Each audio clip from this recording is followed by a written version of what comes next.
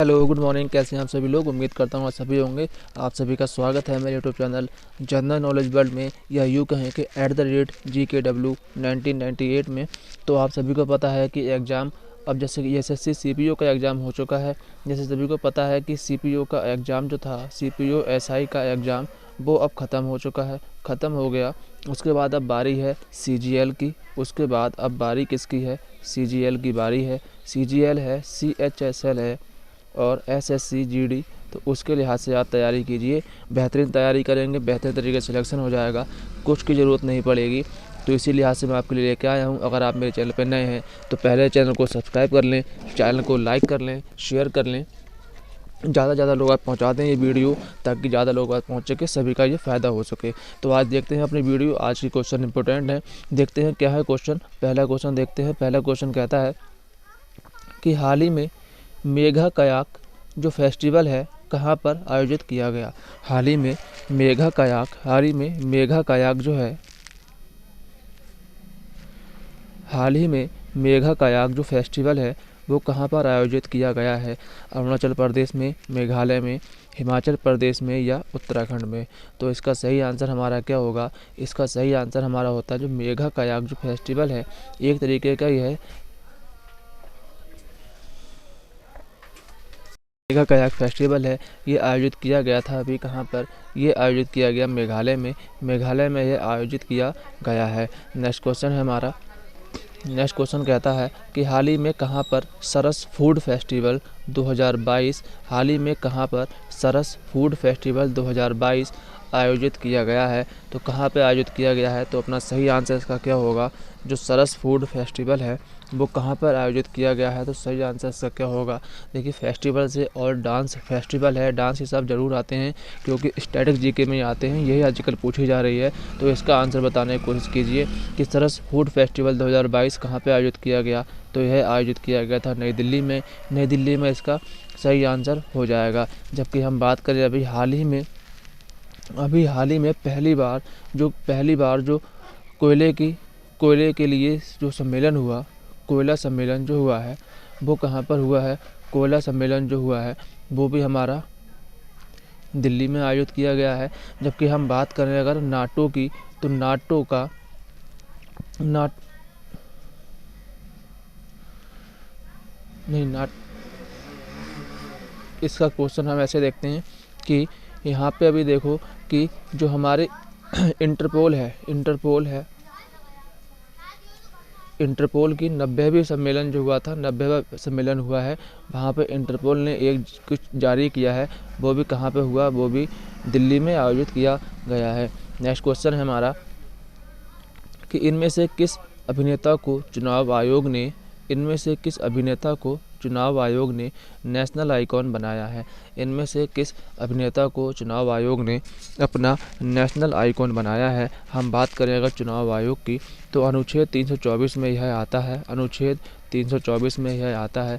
जबकि हम बात करें तो इसकी स्थापना कब हुई? 1 जनवरी 1950 को इसकी स्थापना हो जाती है। 1 जनवरी 1950 को इसकी स्थापना हो जाती है। बात करें हम वर्तमान में इसके अभी मुख्य चुनाव आयुक्त कौन है?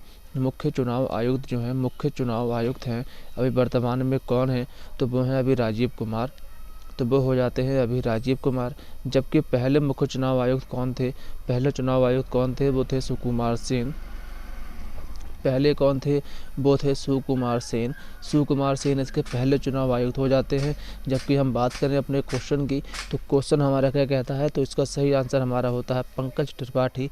पंकज त्रिपाठी जो कि एक अभिनेता हैं, बिहार के रहने वाले हैं, इन्हें बनाया गया है। नेक्स्ट क्वेश्चन है हमारा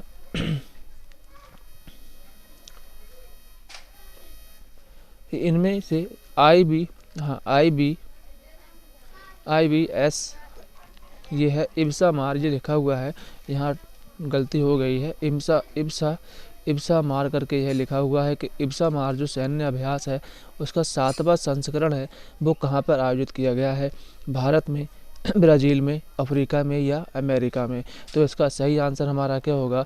देखिए, इसका सही आंसर जो है वो होता है हमारा वो हमारा होता है साउथ अफ्रीका में, वो हमारा साउथ अफ्रीका में हो जाता है, वो हमारा साउथ अफ्रीका में हो जाता है। जबकि हम बात करें अगर इब्सा मार की हम बात करें अगर, तो इब्सा मार में कौन कौन है, इब्सा इब्सा में कौन कौन है, यहाँ पे हमारा इंडिया आ जाता है, यहाँ पे हमारा ब्राज़ील आ जाएगा, ब्राज़ील, और यहाँ पे साउथ अफ्रीका आ जाएगा, यहाँ पे साउथ अफ्रीका आ जाएगा। तो इसमें 3 कंट्री हैं जिसने अपना ये इब्सा मार सैन्य अभ्यास किया था, और कहाँ हुआ था, ये साउथ अफ्रीका में आयोजित किया गया था। नेक्स्ट क्वेश्चन है हमारा, गति शक्ति पोर्टल लॉन्च करने वाला भारत का पहला राज्य कौन है? गति शक्ति पोर्टल लॉन्च करने वाला भारत का पहला राज्य कौन है? गति शक्ति जो पोर्टल है उसे किसने लॉन्च किया है? ऐसा करने वाला वह पहला राज्य है भारत का, तो उसका नाम क्या है? उसका नाम हो जाता है गुजरात। गुजरात में यह लागू किया गया है। जबकि हम बात करें तो गुजरात हाई कोर्ट में ही पहली न्याय घड़ी लगाई गई है, पहली न्याय घड़ी लगाई गई है। जबकि हम बात करें अगर पहली पॉपुलेशन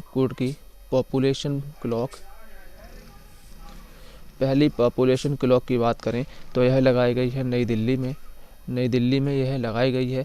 जबकि हम बात करें अगर एक क्लॉक और लगाई गई है कि पहली वैदिक क्लॉक कहाँ लगाई गई, पहली वैदिक क्लॉक कहाँ पे लगाई गई है, तो यह लगाई गई है उज्जैन में। उज्जैन कहाँ है? उज्जैन मध्य प्रदेश में स्थित होता है। नेक्स्ट क्वेश्चन है हमारा कि भारतीय कम्युनिस्ट पार्टी की स्थापना कहाँ पर की गई? भारतीय कम्युनिस्ट पार्टी की स्थापना कहाँ पर की गई थी? ताशकंद में, जापान में, अमेरिका में या ईरान में? तो अपना सही आंसर सब क्या होगा? देखिए, भारतीय कम्युनिस्ट पार्टी जो है इसे मार्क्सवादी भी कहा जाता है, मार्क्सवादी भी कहा जाता है। इसकी स्थापना हुई थी 1920 में। स्थापना किसने की थी? स्थापना की थी एम एन रॉय ने इसकी स्थापना की थी। एम एन रॉय ने इसकी स्थापना कर दी। और कहाँ पे की? ताशकंद में इसकी स्थापना की थी। नेक्स्ट क्वेश्चन है हमारा कि तवा परियोजना किस नदी पर स्थित है? तवा परियोजना किस नदी पर स्थित हो जाता है? तवा परियोजना है वो किस नदी पर स्थित होती है? तो सीधी आंसर में हमें दिख रहा है कि तवा परियोजना है वो तवा नदी पर स्थित है। और कहाँ पर स्थित है? ये मध्य प्रदेश में है। जबकि हम बात करें अगर सरयू नदी से पूछा जाता है कि इसके किनारे पर कौन है, सरयू के किनारे पर कौन बसा हुआ है, इम्पोर्टेंट क्वेश्चन है। तो इसके किनारे पर बसा हुआ है अयोध्या। अयोध्या कहाँ पड़ता है? ये यूपी में ही पड़ता है। जब गंगा नदी के बारे में पूछे तो गंगा नदी के तो बहुत सारे हैं। गोदावरी के पूछे तो गोदावरी पे भी ज़्यादा नहीं, थोड़े ही हैं लेकिन हैं। नेक्स्ट क्वेश्चन है हमारा कि यूथांट कप किस खेल से संबंधित है? यूथांट कप किस खेल से संबंधित हो जाता है? यूथांट कप जो है वो किस खेल से संबंधित होता है? फुटबॉल से, टेनिस से, लॉन टेनिस से या गोल्फ से? तो अपना सही आंसर इसका क्या होगा? अपना सही आंसर जो है वो होता है लॉन टेनिस से। लॉन टेनिस से संबंधित हो जाता है यूथांट कप। जबकि हम बात करें अगर गोल्फ से तो इससे संबंधित हो जाता है एजरा कप। एजरा कप जो है वो गोल्फ से संबंधित होता है। जबकि फुटबॉल से हम बात करें, अगर हम फुटबॉल से बात करें, हाँ देखिए संतोष ट्रॉफी आ जाती है पहले तो भारत में संतोष ट्रॉफी के नाम से भी जाना जाता है। भारत में संतोष ट्रॉफी भी आ जाती है, डूरंड कप भी आ जाता है। और अभी जो है अभी आईएसएल भी चल रहा है। जबकि हम बात करें इसकी तो ला लीगा भी है, ये फुटबॉल से संबंधित हो जाते हैं। नेक्स्ट क्वेश्चन है हमारा, भारतीय संविधान के किस अनुच्छेद के अंतर्गत अंतर्राष्ट्रीय शांति की बात कही गई है? भारतीय संविधान के किस अनुच्छेद के अंतर्गत अंतर्राष्ट्रीय शांति की बात की गई है? हम बात करें अगर अपने ऑप्शन से एलिमिनेट करते हैं कि अनुच्छेद 148 में किसकी बात की गई है? अनुच्छेद 148 में बात की गई है कैग की बात अनुच्छेद 148 में कैग की बात की गई है। जबकि हम कैग की बात 148 में कर दी गई। जबकि हम बात करें अगर अनुच्छेद 42 में हम बात करें तो यहाँ पे मैटरनिटी रिलीफ है, मतलब कि मातृत्व अवकाश की बात की गई है। मातृत्व अवकाश की बात की गई है कि मातृत्व अवकाश दिया जाएगा। जबकि हम बात करें अगर अनुच्छेद 51 की, तो अपना आंसर होता है अनुच्छेद 51। जबकि अनुच्छेद 50 में क्या है? अनुच्छेद 50 में कहता है कि न्यायपालिका का कार्यपालिका से न्यायपालिका का कार्यपालिका से पृथक्करण, कार्यपालिका से पृथक्करण अनुच्छेद 50 कहता है। और ये किस में आते हैं? देखिए 50, 51 और 42 ये किस में आते हैं? ये DPSP में आते हैं, क्योंकि 36 से लेकर 51 तक क्या है? 36 से लेकर 51 तक क्या हो जाते हैं? DPSP अपने हो जाते हैं। नेक्स्ट क्वेश्चन है हमारा कि भारत की मुख्य भूमि की सबसे ऊंची चोटी कौन सी है? भारतीय मुख्य भूमि की सबसे ऊंची चोटी कौन सी है? Mount Everest, mount केटू, Nanda Devi या मुल्यांगिरी? तो हम बात करें अगर मुल्यांगिरी की, तो मुल्यांगिरी हो जाती है कर्नाटक की सबसे ऊंची चोटी है मुल्यांगिरी हो जाती है। जबकि हम बात करें अगर कि यहाँ पे एक क्वेश्चन और पूछा जाता है कि गोवा की सबसे ऊंची चोटी कौन सी है? तो गोवा की सबसे ऊंची चोटी कौन सी है? तो यहाँ पे हो जाती है संसोगोर, इसकी हो जाती है संसोगोर सबसे ऊंची चोटी है गोवा की। और अपनी बात करें हम तो यहाँ पे एक क्वेश्चन और पूछा जा सकता है, पहले अपना क्वेश्चन देखते हैं। तो उसका हो जाता है नंदा देवी, जबकि माउंट एवरेस्ट विश्व की सबसे ऊंची चोटी हो जाती है। हम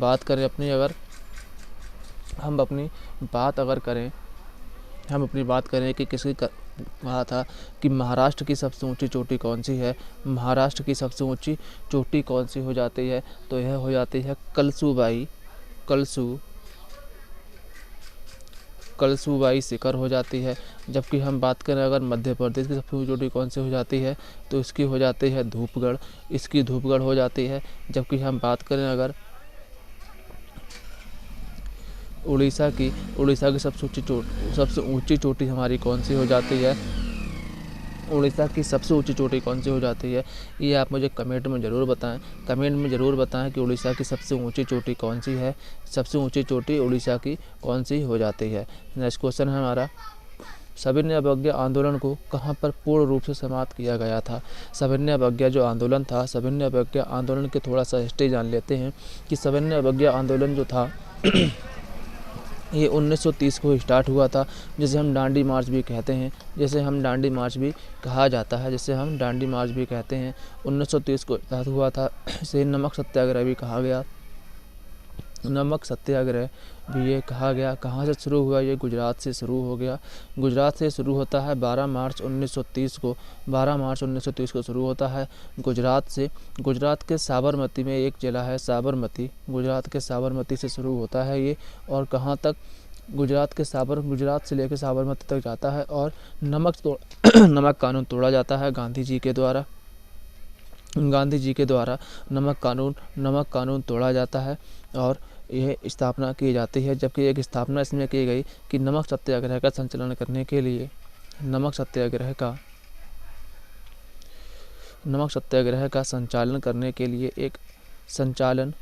लिए एक मुख्यालय हो तो मुख्यालय कहाँ पे खोला गया?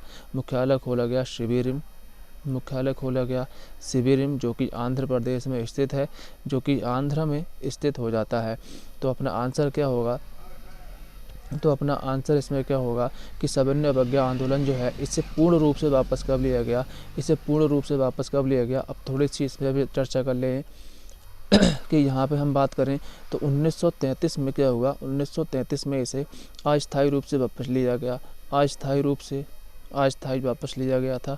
जबकि 1934 में पटना में पूर्ण रूप से वापस हो गया। 1934 में पटना में पूर्ण रूप से वापस कर लिया गया था। तो अपना आंसर क्या होता है? पटना में 1934 में पूर्ण रूप से वापस कर लिया गया था। नेक्स्ट क्वेश्चन है हमारा कि भारत के संविधान की प्रस्तावना को संविधान का परिचय पत्र किसने कहा था? N.K. पालकीवाला ने, K.M. मुंशी ने, डॉक्टर अम्बेडकर ने या कोई नहीं? तो इसका सही आंसर हमारा क्या होगा? इसका सही आंसर हमारा होता है भारतीय संविधान को भारत का परिचय पत्र किसने कहा? परिचय पत्र कहा था N. पालकीवाला ने कहा था। जबकि हम बात करें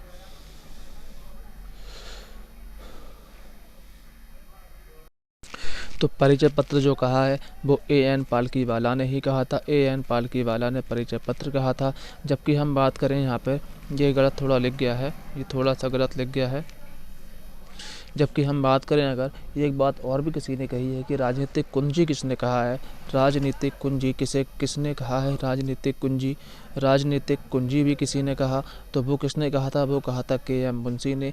जबकि हम बात करें अगर भीमराव अम्बेडकर की, डॉक्टर भीमराव अम्बेडकर की, तो उन्होंने अनुच्छेद 32 को भारतीय संविधान की आत्मा की संज्ञा दी थी। आत्मा कहा था, इन्होंने ही कहा था। नेक्स्ट क्वेश्चन है हमारा कि कुंभी नृत्य जो है वो कहाँ किया जाता है, कुंभी नृत्य जो है वो कहाँ पर किया जाता है। कुंभी एक प्रकार का लोक नृत्य ही माना जाता है, तो यह कहाँ पर किया जाता है, कुंभी नृत्य जो है वो किया जाता है आंध्र प्रदेश में। तो आंध्र प्रदेश इसका सही आंसर हो जाएगा।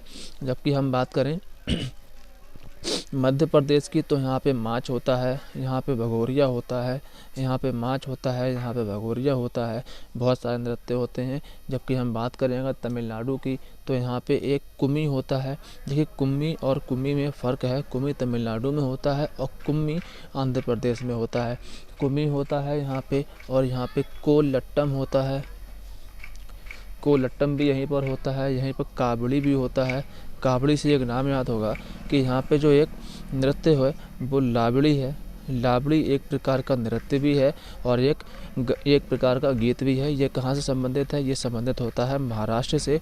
इसलिए कावड़ी में और लावड़ी में कंफ्यूज ना हो, सही आंसर याद करें। नेक्स्ट क्वेश्चन है हमारा कि the banker of every Indian किस बैंक की टैगलाइन है। केनरा बैंक, बंधन bank, state bank of India या फिर कोई नहीं। तो अपना सही आंसर क्या होगा। देखिए the banker of every Indian ये किसकी टैगलाइन हो सकती है, जो अपने भारत में सबसे ज़्यादा फेमस है। फेमस सबसे ज़्यादा कौन सा है, अभी फेमस सबसे ज़्यादा कौन सा है, वो कौन सा है, तो ये हो जाता है SBI की यह टैगलाइन है कि the banker of the every Indian. और केनरा बैंक की हम बात कर लें तो केनरा बैंक की हो जाती है टुगेदर वी कैन,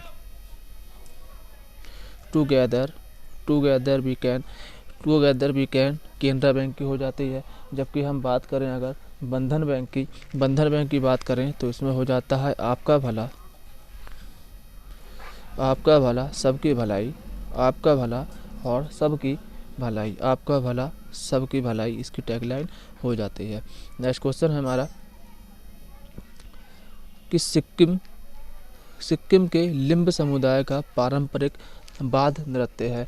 सिक्किम के लिम्ब समुदाय का एक पारंपरिक वाद्य यंत्र है, तो ये कौन सा हो जाता है, तो इसका सही आंसर होता है हमारा छयाप मृदंग, इसका सही आंसर होगा। जबकि हम बात करें तुरी, ये बंगल है, बंगाल नहीं है, ये बंगल है, ये बंगल लिखा हुआ है। बंगल, पावा और तुरी ये कहाँ पर किए जाते हैं, ये वाद्य यंत्र हैं एक प्रकार के। ये कहाँ के हैं, ये गुजरात के हो जाते हैं। जबकि हम बात करें अगर माहुरी की, माहुरी भी है एक, ये उड़ीसा से संबंधित हो जाता है, यह भी एक वाद्य यंत्र होता है। नेक्स्ट क्वेश्चन है हमारा कि कबिनी किसकी एक सहायक नदी है। कबिनी किसकी एक सहायक नदी है, गंगा, यमुना, कावेरी या कृष्णा। तो सही आंसर हमारा क्या होगा, काबिनी जो है एक सहायक नदी है। और किसकी सहायक नदी है, ये सहायक नदी है कावेरी की यह सहायक नदी है। जबकि हम बात करें अगर कृष्णा की, तो इसकी मोस्ट इम्पोर्टेंट बात पूछी जाती है कि यहाँ पे